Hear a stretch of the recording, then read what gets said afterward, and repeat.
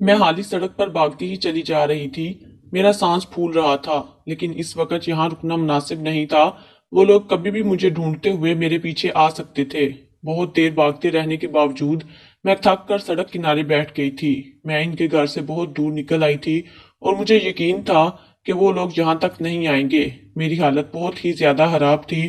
3 گھنٹے پہلے ہی میں نے ایک ننھی سی جان کو جنم دیا تھا، جس کے بعد مجھے بہت زیادہ چکر آ رہے تھے، لیکن اپنی بچی کی جان بچانے کے لیے میں نے سب کچھ چھوڑ کر اسے گود میں اٹھایا، ہسپتال سے بھاگ آئی تھی۔ عام حالات میں تو ایسا سوچنا بھی ناممکن ہے، لیکن جن حالات سے میں گزر رہی تھی میرے لیے یہ ناممکن نہیں تھا، بلکہ اس طرح میرا بھاگنا ہی میری زندگی میں لکھا ہے۔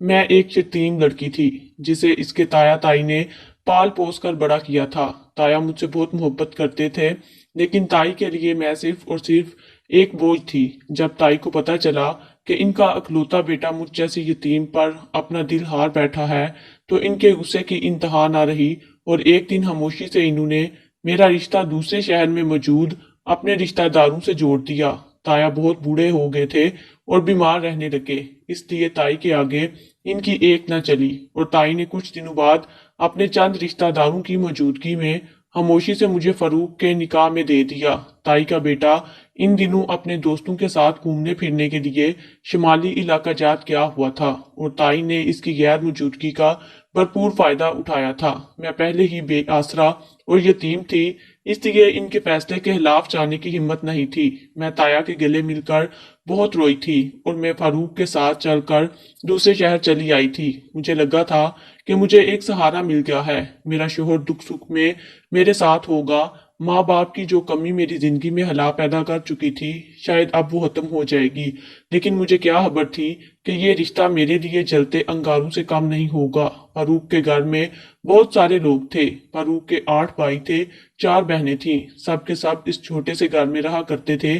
فاروق سب بہن بھائیوں سے بڑے تھے اور میں گھر کی بڑی بہو بن کر آئی تھی، لیکن مجھے بہو نہیں، دراصل نوکرانی بنا کر لایا گیا تھا۔ شادی کی پہلی رات فاروق نے مجھے یقین دلایا کہ وہ ہر مشکل میں میرا ساتھ دیں گے اور مجھے کبھی اکیلا نہیں چھوڑیں گے۔ ساری رات وہ مجھ پر اپنی بے پناہ محبت لٹاتے رہے اور مجھے ایسا لگا جیسے میرے دل کی بنجر زمین پر بارش برس پڑی ہو، لیکن یہ خوشی مجھے زیادہ وقت کے لیے میسر نہیں آئی تھی۔ خوشیاں ایک دفعہ پھر مجھ سے روٹ گئی تھیں اور آزمائشوں نے میرے مقدر میں اپنی جگہ بنا لی تھی۔ شادی کے اگلے دن ہی مجھے میری اوقات کا اندازہ ہو گیا، جب میری ساس نے صبح سویرے ہی بری طرح کمرے کا دروازہ پیٹا اور مجھ پر برسنے لگی۔ میں حیران پریشان سی کھڑی انہیں دیکھ رہی تھی اور وہ کہتی ہی چلی جا رہی تھی۔ وہ کہہ رہی تھی کہ میں یہاں تجھے عیاشی کرنے کے لیے نہیں لائی، تجھ جیسے یتیم کو خالی ہاتھ لانے کا مقصد صرف اتنا ہے کہ تو آج سے اس گھر کے سارے کام کاج دیکھے گی۔ صبح کے 8 بجنے والے ہیں اور تو ابھی تک مہارانی بن کر سوئی پڑی ہے۔ تمہاری تائی نے یہ کہہ کر تمہیں پلے سے باندھ دیا کہ تو بہت ہی کام والی ہے اور چاق چوبند ہے، لیکن مجھے تو کوئی کام چور معلوم ہوتی ہے جسے سویرے اٹھنے کا بھی نہیں پتا۔ اپنی ساس کے لہجے اور لفظوں کو سن کر میں زمین میں گڑ گئی تھی۔ میری تائی نے جان بوجھ کر مجھے اس دلدل میں دھکیلا تھا اور فاروق کی ماں نے مجھے ایک نوکرانی کے طور پر قبول کیا تھا۔ جیسے ہی میں کمرے سے باہر نکلی تو میری بڑی نند کہنے لگی کہ ہمارے بھائی کو اپنی اداؤں میں پھنسانے کی کوشش بھی نہ کرنا، وہ اماں کے سوا کسی کی بات پر اعتبار نہیں کرتا، اس لیے ایسا کوئی کام نہ کرنا جس کی وجہ سے اس گھر سے دھکے دے کے تمہیں نکالی جاؤ۔ اپنی بڑی نند کی بات سن کر میرے رونگٹے کھڑے ہو گئے تھے۔ وہ سب صاف اور سیدھے لفظوں میں مجھے دھمکا رہے تھے۔ میں نے خاموشی سے سر جھکا لیا، لیکن میری آنکھیں بڑھ آئی تھیں۔ میں نے باورچی خانہ سنبھالا اور تیزی سے سب کے لیے ناشتہ بنانے لگی۔ تھوڑی ہی دیر میں فاروق کمرے سے اٹھ کر آئے اور مجھے کام کرتا ہوا دیکھ کر واپس پلٹ گئے۔ میرا دل کٹ کر رہ گیا تھا۔ میں اچھی طرح جانتی تھی کہ میرے مقدر میں کیا لکھا گیا ہے۔ ساری زندگی ایسے ہی طنز تانے سنتی آئی تھی، لیکن اچانک یوں فاروق سے ملنے کے بعد میں نے خوش فہمیاں پال لی تھیں۔ دل میں ایک امید جاگ گئی تھی کہ اب میری زندگی میں ایک سہارا آ گیا ہے، لیکن یہ امید جو پوری طرح ٹوٹی تو میں خود کو سنبھال نہ پائی اور کرچی کرچی ہو گئی۔ میری بڑی نند نے ٹھیک کہا تھا، فاروق اپنی ماں کی ہر بات پر آنکھ بند کر کے اعتبار کرتا تھا، اس لیے میں نے خاموشی کی چادر اوڑھ لی۔ صبح سے لے کر رات تک میں پاگلوں کی طرح گھر کے کاموں میں لگی رہتی۔ رات کے فاروق مجھ پر اپنی محبت نچھاور کرتے تو مجھے اچھا نہیں لگتا۔ تھکن سے میرا وجود ٹوٹ رہا ہوتا تھا اور مجھے فاروق کا ساتھ بالکل بے معنی معلوم ہوتا۔ दिन गुजर रहे थे जब भी मेरी जिंदगी में ठंडी हवाओं का झोंका आया और मुझे एक अनोखा सा सुकून बख्श गया। काफी दिनों से मेरी तबीयत खराब थी, लेकिन मेरी सास मुझे डॉक्टर के पास लेकर नहीं जा रही थी, और जब एक दिन घर के काम करते हुए मैं बुरी तरह चकरा कर गिरी तो मजबूरन मेरी सास मुझे डॉक्टर के पास ले गई। डॉक्टर ने बताया कि मैं उम्मीद से हूँ, और इस खबर ने जैसे मेरी जिंदगी बदल कर रख दी। मुझे ऐसा महसूस हुआ कि जैसे डॉक्टर ने मुझे नई जिंदगी की नवीद सुनाई हो। मैं खुशी से दीवानी हो रही थी और दिल ही दिल में सोच रही थी कि जब ये खबर फारूक को पता चलेगी तो वो कितना खुश होंगे। लेकिन मेरी खुशी इस वक्त मिट्टी में मिल गई जब मेरी सास ने कहा कि इन्हें लड़का चाहिए। अगर लड़की की पैदाइश हुई तो नताइज की जिम्मेदार तुम खुद होगी। अपनी सास की बात सुनकर मेरा दिल दहल गया। लड़की या लड़का ये सब तो खुदा की मर्जी थी, मैं बेचारी क्या कर सकती थी। लेकिन मैं इतना जरूर जानती थी, अगर मेरी सास को लड़का चाहिए तो वो लड़की की पैदाइश पर जरूर इसे नुकसान पहुंचाएगी। मेरी जिंदगी की सबसे बड़ी खुशी भी अजियत में बदल गई, और मैं उठते बैठते दिन रात यही सोचने लगी कि अगर मेरे घर लड़की पैदा हो गई तो क्या होगा। कई दफा मैंने फारूक से इस बारे में बात करना चाही, लेकिन फारूक हमेशा यही कहते कि तुम अभी से इस बारे में क्यों सोचती हो, खुदा से दुआ करो, वो तुम्हें बेटे से नवाज देगा। कभी कभी मुझे समझ नहीं आता था कि फारूक पढ़े लिखे होने के बावजूद भी सही और गलत में फर्क क्यों नहीं करते थे। वो बहुत अच्छी तरह जानते थे कि इनके घर में मुझ पर किस तरह के मजालम ढाए जाते हैं और इनकी माँ का सलूक मेरे साथ क्या है। लेकिन फारूक ने कभी भी मेरी तरफ से एक जुमला भी अदा नहीं किया था। मुझे हामला हुए 6 महीने हो गए थे, और ये 6 महीने मैंने पूरी तरह अजियत में गुजार दिए थे।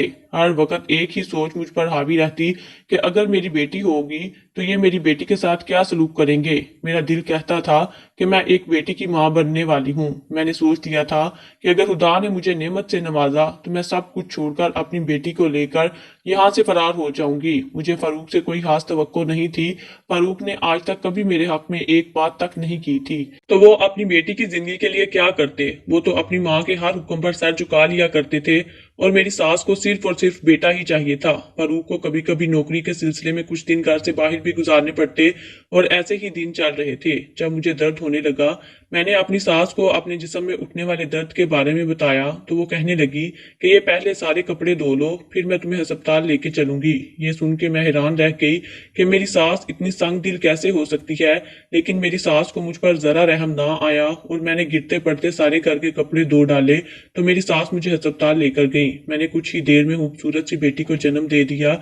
जैसे ही नर्स ने मुझे बताया कि मैं एक बेटी की मां बन गई हूँ, मैंने दोनों हाथ नर्स के आगे जोड़ दिए और इससे कहा कि अभी मेरे ससुराल वालों को बच्ची की पैदाइश की खबर ना सुनाना। नर्स ने हैरान होकर मेरी तरफ देखा तो मैंने इसे सारी बात बता दी। मैंने इल्तिजा की कि वो मुझे मेरी बच्ची समेत यहाँ से निकाल दे, वरना ये लोग मेरी बच्ची को किसी भी वीराने में फेंक देंगे या खत्म कर देंगे। नर्स रहम दिल औरत थी, इसने मुझे पूरी तरह चादर उड़ाई और मेरी बच्ची को मेरी गोद में डाल दिया और लेबर रूम के पिछले दरवाजे से भागने में मेरी मदद की। मैंने दिल से नर्स का शुक्रिया अदा किया और भागते भागते इस खाली सड़क पर आ बैठी। मैं किसी भी सूरत अपनी बेटी को नहीं खोना चाहती थी, क्योंकि जिंदगी में मुझे पहली बार ही अपना कोई खूनी रिश्ता मिला था। मुझे सड़क पर बैठे कुछ ही देर गुजरी थी कि जब एक गाड़ी मेरे पास आकर रुकी और एक बूढ़ी और बूढ़ा गाड़ी से उतरकर मेरे पास आए और मुझसे पूछने लगे कि मुझे किस चीज की जरूरत है। मैंने इनसे कहा कि मुझे एक छत चाहिए जिसके नीचे मैं इज्जत से अपनी बेटी के साथ जिंदगी गुजार सकूं। मैं अपनी नाजुक सी कली को सीने से लगाए सिसक रही थी। इनको मुझ पे रहम आ गया। मेरी हालत ऐसी नहीं थी कि वो लोग मुझसे ज्यादा सवाल करते, इसलिए मुझे कोई दिक्कत नहीं हुई। इन्होंने कहा कि बेटी हमारे साथ चलो, हम तुम्हारी बेटी को अपने घर में पनाह देंगे। मेरे लिए वो लोग बिल्कुल अनजान थे, लेकिन मैं सड़क पर कितनी देर बैठी रह सकती थी, इसलिए मैंने इनका कहा मान लिया और इनकी गाड़ी में बैठ गई। वो मुझे सहारा देकर अपने घर ले गए। वो दोनों यानी कि बूढ़ा और बूढ़ी एक आलीशान बंगले में रहा करते थे। मुलाजमों की कोई कमी ना थी। मुझे और मेरी बच्ची को भी रहने के लिए कमरा दे दिया गया और इन दोनों ने मुझसे कहा कि तुम हमें अम्मा अब्बा कहकर पुकार सकती हो, क्योंकि हम दोनों यहाँ अकेले रहते हैं और औलाद के लिए तरसते रहते हैं। हमारा एक ही बेटा है जो बाहर के मुल्क में रहता है और कभी कभी लौट कर आता है। इन दोनों ने मेरी बेटी का नाम मुनाहिल रख दिया और मैं इनके घर में सुकून से जिंदगी गुजारने लगी। मैंने इन्हें बताया कि मेरे शोहर का इंतकाल हो गया है और मेरे ससुराल वाले अच्छे लोग नहीं हैं और मेरी बेटी को मुझसे दूर करना चाहते थे, इसलिए मैं इसे लेकर वहां से भाग गई। मैंने इन्हें ये नहीं बताया कि मेरा शोहर जिंदा है, क्योंकि मेरे लिए फारूक का जिंदा होना बिल्कुल बेमानी था।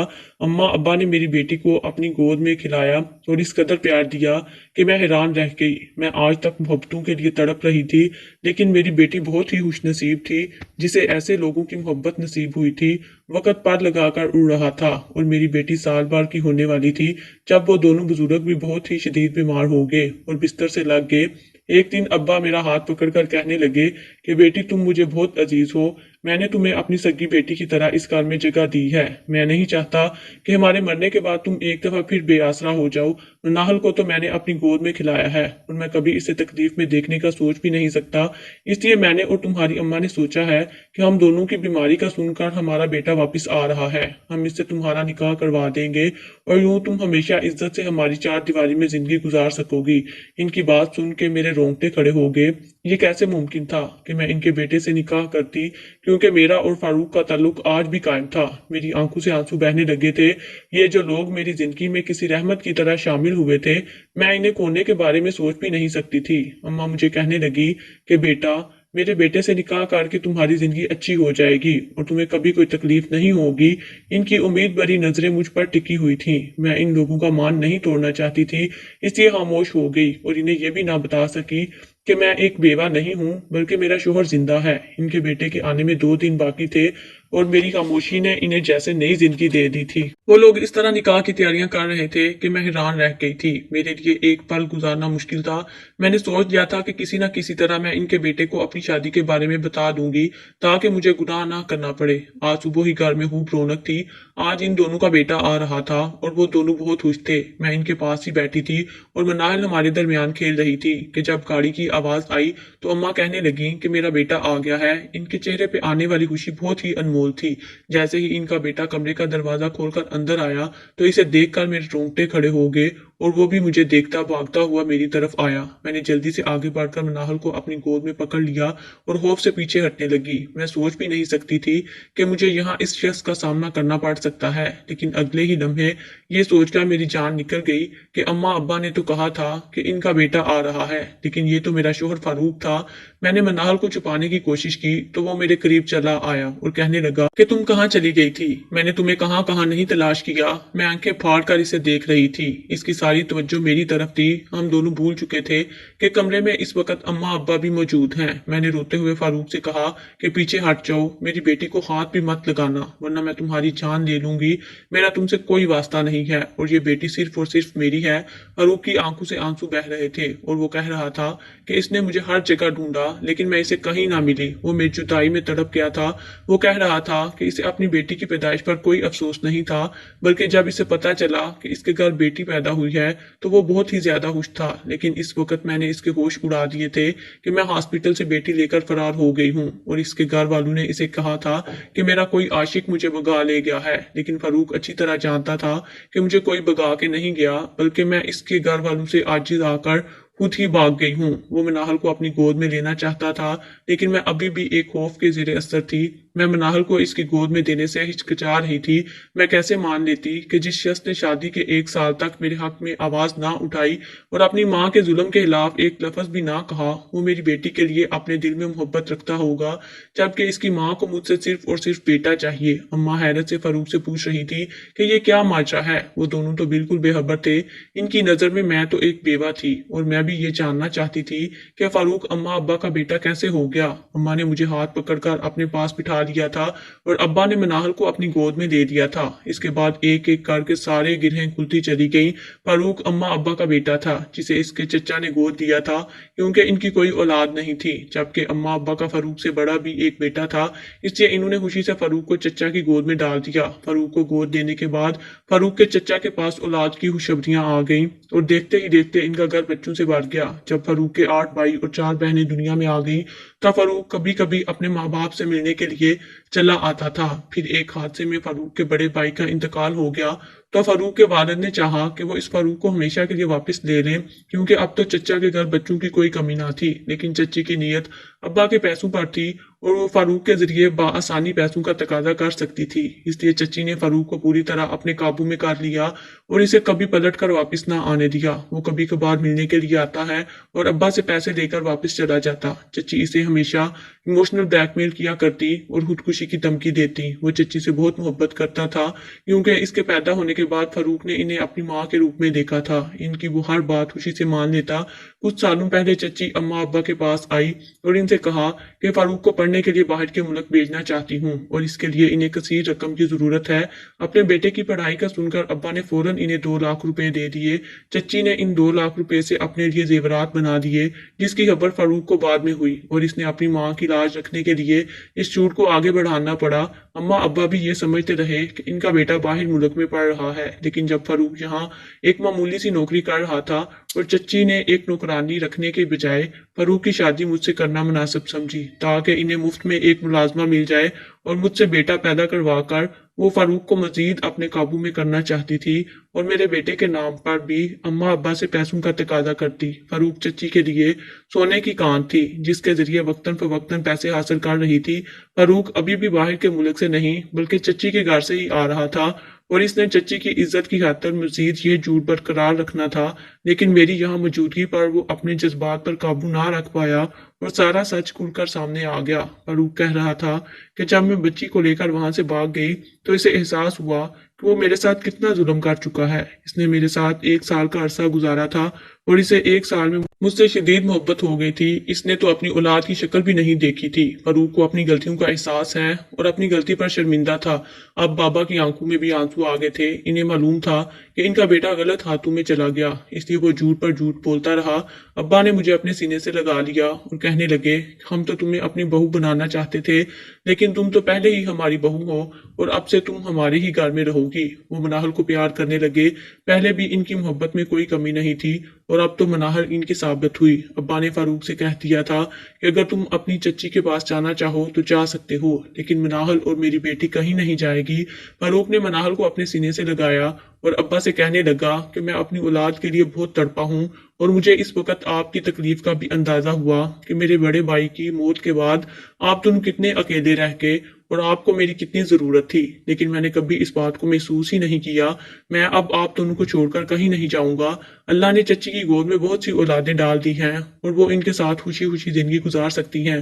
फारूक ने मुझसे माफी मांगी थी और मैंने इन्हें माफ कर दिया था क्योंकि इसकी वजह से मुझे अम्मा अब्बा जैसे मुखलिस रिश्तों का साथ हासिल हो गया था। मैं फारूक मनाहल और अम्मा अब्बा एक मुकम्मल फैमिली बन गए थे और हमारी जिंदगी में खुशियां ही खुशियां बढ़ गई थी। कभी कभी इंसान पर तकलीफें और आजमाइशें एक साथ चली आती हैं, लेकिन इसका मतलब हरगिज ये नहीं होता कि हमारे रब ने हमारे लिए कुछ ऐसा नहीं सोच रखा, बल्कि इसी वक्त पर हम बहुत बेहतरीन भी हासिल कर देते हैं।